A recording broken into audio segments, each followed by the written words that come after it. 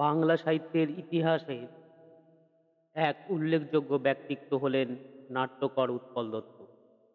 তিনি একাধারে নট এবং নাট্যকার। তবে তিনি সংগঠক এবং নাটক পরিচালনার কাজও খুব দক্ষতার সঙ্গে করেছেন।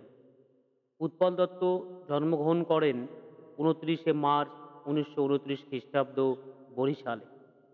তার পিতা হলেন গিরিজার রঞ্জন দত্ত। তিনি ইংরেজি সাহিত্যের একজন খ্যাতিসম্পন্ন অধ্যাপক ছিলেন। নাটক ও নাট্যদলের প্রতি তার ঝোঁক ছিল বরাবরই। তিনি কলকাতার সেন্ট জেভিয়ার্স কলেজে ইংরেজি নিয়ে পড়াশোনা শুরু করেন। ১৯৪৭ খ্রিস্টাব্দে তিনি দি শেক্সপিয়ারিয়ান দল গঠন করেন।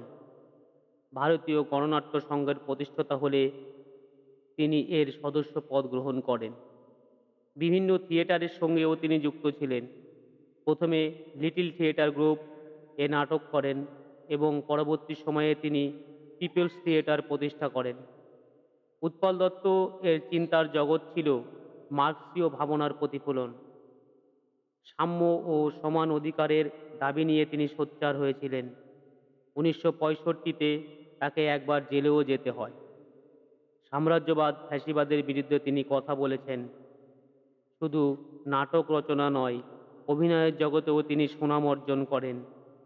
কৌতুক অভিনেতা হিসাবে জনপ্রিয়তা লাভ করেন। চিত্র পরিচালক ও লেখক হিসাবে পরিচিত ছিলেন। তার বিখ্যাত কয়েকটি নাটক হল ছায়ানট, ফেরারি ফৌজ, মানুষের অধিকার, চীনের তরোয়াল ইত্যাদি।